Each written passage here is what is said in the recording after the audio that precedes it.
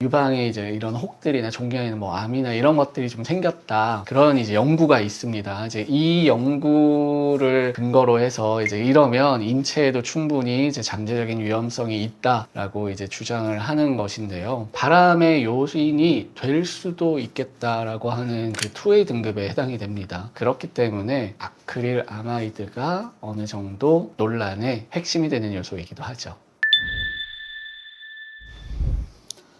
안녕하십니까, 닥터 정지광 원장입니다. 최근에 날씨가 좀 많이 쌀쌀해졌죠. 아침 저녁으로는. 그래서 날씨가 좀 춥다 보니까 아무래도 좀 따뜻한 음료, 뭐 차나 이런 커피 같은 것들을 이제 즐겨서 드시는 분들이 되게 좋아하는 계절이 왔습니다. 저도 개인적으로 커피를 좋아하기 때문에 이 계절을 되게 좋아하는데요. 진료를 하다 보면 또 은근히 이제 유방암을 겪은 환우분들께서 이제 커피에 대해서 질문을 주시는 분들이 있어요. 이제 커피를 먹으면 이게 건강에 좀 나쁘다, 그리고 유방암에 부정적인 영향을 좀 미칠 수 있다라고 들었다. 커피도 뭐 어떻게 이제 볶는 게 좀 중요하다고 들었다. 그런 질문들을 주시는 분들이 많은데, 이런 계절을 맞이해서 오늘은 많은 환우분들이 또 궁금해하시는, 과연 내가 좋아하는 커피가 내 건강, 내 유방암에 영향을 미칠 수 있을지에 대해서 한번 준비해봤습니다. 커피는 크게 이제 3가지 포인트를 좀 잡으시면 될 것 같아요. 사실 커피는 1000종류 이상의 생물 합성체들이 모여있는 게 커피이거든요. 굉장히 많은 종류의 성분들이 있는데, 그 중에 논란의 핵심이 되는 것들을 한 3가지 정도 꼽아보자면, 첫 번째는 이제 아크릴 아마이드가 될 것 같고요. 그리고 두 번째는 벤조피렌, 그리고 세 번째는 카페인. 이렇게 3가지 측면에 조금 초점을 맞추시면 될 것 같습니다.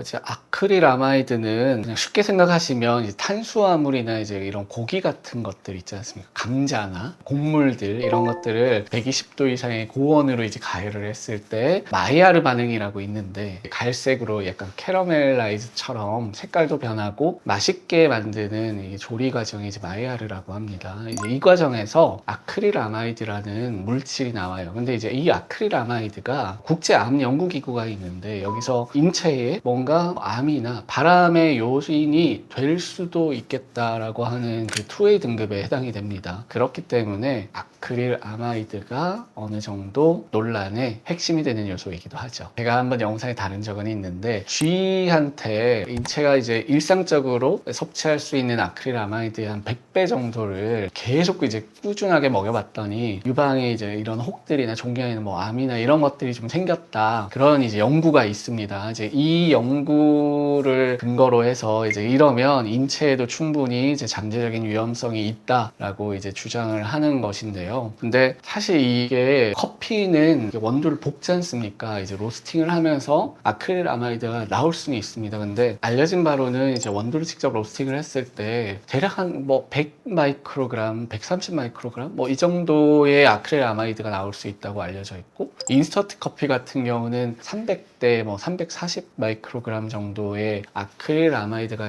나올 수 있다고 알려져 있는데, 드립이든 이렇게 커피를 이게 로스팅한 원두에 물을 부어서 내려 먹잖아요. 그죠? 희석시켜서 먹기 때문에 실제 우리가 커피 한 잔으로 이제 섭취할 수 있는 아크릴 아마이드가 대략 한 0.4 마이크로그램 정도 된다고 이제 연구들이 알려져 있어요. 그래서 우리가 커피로 섭취할 수 있는 아크릴 아마이드가 사실 인체에 굉장히 무해한 수준의 아크릴 아마이드라고 생각하시면 되고, 우리가 사실 하루에 커피를 많이 마셔도 10잔 뭐 이렇게 먹기가 어렵지 않습니까? 그죠? 그렇기 때문에 많이 마신다고 하더라도 인체에 무해한 수준의 아크릴 아마이드를 흡수하기 때문에 크게 걱정은 사실 안 하셔도 될 것 같고요. 근데 정말 감사하게도 유방암의 발생과 아크릴 아마이드의 섭취가 연관이 있는지 연구한 것들이 있어요. 이 연구가 이제 9만 명 정도의 폐경전 여성을 대상으로 이제 했을 때, 우리가 일상적으로 이제 섭취할 수 있는 아크릴 아마이드에 따라서 유방암이 증가할 수 있는지를 봤는데 관련이 없다고 나왔고요. 그리고 일본에서도 한 5만 명 정도 되는 여성을 대상으로 전향적으로 한 연구가 있어요. 아크릴 아마이드를 섭취를 했을 때 유방암이 더 증가를 하는지 계획을 세워서 나눠서 분석을 했는데, 사실 둘 다 관련이 없다고 나왔습니다. 이제 그 얘기는 크게 이제 우리가 굳이 커피가 아니더라도 뭐 감자튀김을 먹거나 시리얼을 먹거나 아니면 약간 좀 과도하게 가열된 그런 고기들을 먹었을 때 섭취 섭취할 수 있는 아크릴아마이드도 사실 인체에 그렇게 크게 막 위해를 가하는 수준은 아닐 것이다 라고 생각하시면 될 것 같고요. 하나 이제 핵심적으로 말씀드리고 싶은 건 이 아크릴아마이드를 섭취를 한다고 해서 유방암의 발생이 올라가거나 그런 건 전혀 없습니다. 그러니까 한마디로 유방암을 예방하는 것과 상관없다라고 생각하시면 될 것 같아요. 2020년도에는 이게 메타 분석이라고 해서 다 연구들을 모아서 분석한 연구가 있는데, 오히려 또 커피를 먹는 사람들이 오히려 또 이득이 있다, 유방암 예방에서 이득이 있다라고 하는 연구들도 있어서요. 그렇기 때문에 너무 이제 걱정은 안 하셔도 될 것 같습니다.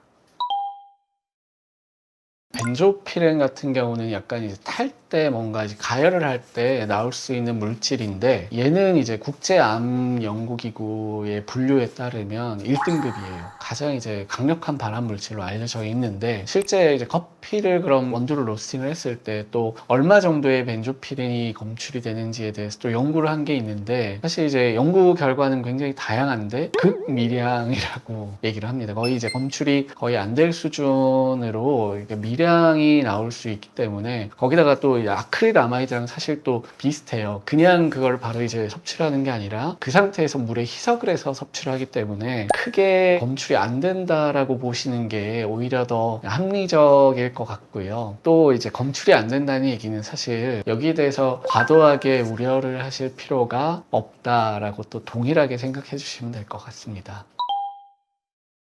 그리고 이제 마지막으로 세 번째 포인트는 이제 카페인이었죠. 옛날에는 카페인을 약간 그런 발암 물질로 분류를 하기도 했는데, 이게 시간이 지나서 암과는 무관한 성분의 물질이라고 이미 이제 국제기구에서 이제 밝힌 게 바로 카페인입니다. 이제 이 카페인이 유방암과 연관성이 있느냐, 이런 것들에 대한 연구들도 물론 있습니다. 재밌는 건 이제 아크릴아마이드나 이런 것들은 크게 관련이 없다라고 말씀을 드렸었는데, 카페인은 뭔가 이제 좋은 효과들이 은근히 있는 것 같은 연구들이 많아요. 굉장히 유명한 저널인 BMJ라고 하는 저널이 있는데, 거기에 이제 카페인 컨섬션 앤 헬스라고 하는 논문인데, 몇 가지 정리를 해드리면, 드셨을 때 전반적인 이득이 더 많다고 알려져 있어요. 일단 질병으로 인한 사망률이 한 17% 정도 감소하는 걸로 알려져 있어요. 카페인을 이제 섭취를 해주면. 그리고 심혈관계로 인해서 사망할 가능성을 또 19% 정도 낮춰준다고 알려져 있고요. 그리고 일부 암들에 있어서는 한 18% 정도 암의 발생률을 낮춰줄 수도 있다고 합니다. 근데 여기에 이제 안타깝게도 유방암은 들어가 있지는 않아요. 다른 암인데 이렇게 굉장히 이제 좋은 효과들을 가지고 있는 것으로 메타 분석 연구는 결과를 보여주고 있고요. 심혈관계 질환을 개선시킬 뿐만 아니라 뇌졸중 환자들에게서도 어느 정도 이제 이득이 있는 것들도 이제 밝혔고, 파킨슨 병이 있는 환자분들 중에서도 카페인을 섭취를 하는 게 어느 정도 이제 이득이 있을 수 있다라는 결과도 나왔습니다. 근데 이제 제가 이제 이런 설명들을 드리는 이유의 핵심은, 여러분들도 다 아시겠지만 카페인 섭취는 크게 뭔가 건강을 걱정하실 것은 없다라고 이해해 주셨으면 좋겠고요. 그리고 이게 또 재미있게도 카페인의 용량과 또 약간 결과가 연관성이 있더라고요. 그러니까 한 잔만 먹는다고 해서 이렇게 효과를 보는 건 아니고, 효과가 극대화되는 이제 잔수가 대략 한 석 잔에서 넉 잔 정도 돼요. 이렇게 마셨을 때 실제 이런 사망률이나 심혈관계 질환으로 인한 이런 것들을 줄여줄 수 있는 효과를 볼 수 있다라고 하는 게 지금까지 이제 밝혀진 연구들의 결과를 종합해 볼 수 있습니다. 카페인은 그러니까 유방암이 진단된 분들에서는 도움을 줄 수도 있다라는 재미있는 연구도 있는데요. 브라카에게 돌연변이 대해서 이제 여러분들도 이제 많이 아시죠? 안젤리나 졸리처럼 뭔가 이제 높은 확률로 유방암을 발생할 수 있는 돌연변이가 있는 분들, 그분들이 이제 유방암이 이제 진단된 분들에서 고농도의 카페인을 먹었을 때 좀 더 성적이 좋았다는 그런 이제 연구도 있고요. 8,900명 정도에 되는 그런 유방암 생존자분들을 대상으로 한 연구가 있는데, 여기서도 카페인을 어느 정도 좀 꾸준히 지속적으로 섭취한 분들이 사망률도 한 20% 이상 적었다라는 이런 긍정적인 연구들도 있습니다. 그렇다고 해서 그럼 당장 내가 커피를 마셔야 될까요? 라는 생각은 사실 안 하셨으면 좋겠고요. 이게 커피라는 거는 결국 기호식품의 일부입니다. 내가 좋아하면 이제 먹는 거고, 싫어하면 먹지 않는 식품인데, 내 건강을 위해서 굳이 커피를 찾아 마실 필요는 없으실 것 같습니다. 하지만 제가 말씀드렸던 내용들을 종합을 해보면 특별하게 뭔가 위해를 끼치는 물질들은 크게 존재하지 않고 오히려 건전하게 섭취를 했을 때 생각지도 못하게 내 건강에 이런 이점을 얻을 수 있다라는 그런 정도의 정보를 오늘 이 영상으로 사실 얻을 수 있으면 좋겠습니다. 커피를 그럼 하루에 이제 몇 잔씩 먹어도 되느냐는 제가 이제 카페인 함량을 400에서 600 정도라고 말씀드렸잖아요. 근데 이게 드립 커피 같은 경우는 이게 저도 찾아보니까 카페인 함량이 좀 다 다르더라고요. 근데 대체적으로 한 60에서 한 120 왔다 갔다 하는 것 같습니다. 많은 사람들이 즐겨가는 별 다방, 별벅스 뭐 이런 데는 한 샷이 보통 한 150mg 정도 되는 것 같더라고요. 일반적으로 우리가 흔히 그냥 아메리카노 한 잔을 먹었을 때 대략 한 90에서 120mg 정도에 되는 카페인을 섭취할 수 있다라고 생각하시면 되고, 그렇게 되면 이제 400에서 600mg이니까 뭐 석 잔에서 한 넉 잔 정도라고 그냥 가볍게 생각하시면 될 것 같습니다.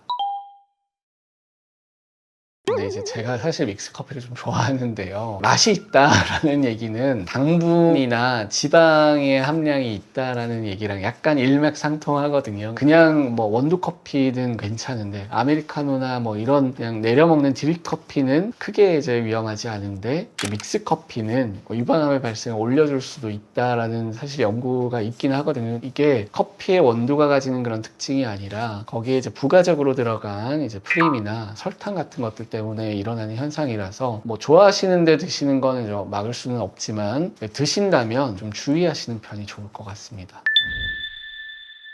오늘 영상은 커피와 관련된 영상을 한번 준비해봤습니다. 커피를 이제 어떻게 로스팅을 해서 먹느냐 그런 것들이 사실 크게 중요하지 않다는 사실을 이미 연구 결과로도 입증이 돼 있기 때문에 너무 걱정하지 않으셨으면 좋겠고요. 근데 또 커피를 좋아하지 않으시는 분들이라면 크게 상관이 없기 때문에 당연히 뭐 많은 이점들이 있다는 연구들이 있지만 그렇다고 해서 그게 꼭 커피를 통해서 얻을 수 있는 건 아닙니다, 여러분. 그렇기 때문에 그럼 나는 커피를 먹어야 되겠네 이렇게도 생각하지 않으셨으면 좋겠습니다. 뭐 물론 이제 함유되어 있는 물질들 이런 것들 다 영상에서 설명드렸지만 인체에는 굉장히 이제 미미한 효과들이 있고, 그리고 카페인 같은 경우도 크게 걱정하실 필요가 없다 라고 이해해 주셨으면 좋겠습니다. 근데 하나 이제 주의하실 점은 카페인을 섭취하면 유방통이 증가할 수 있습니다. 그리고 또 너무 많은 카페인을 섭취하면, 그래도 이제 폐경에 오신 여성분들은 밤에 이제 수면 장애를 좀 호소하시는 분들이 많은데 수면의 질이 더 나빠질 수 있어요. 이 부분들은 꼭 인지를 해 주시고 커피를 즐기시는 분들은 가벼운 마음으로 커피를 즐겨 주셨으면 합니다. 오늘 준비한 영상은 여기까지입니다. 시청해 주셔서 감사합니다.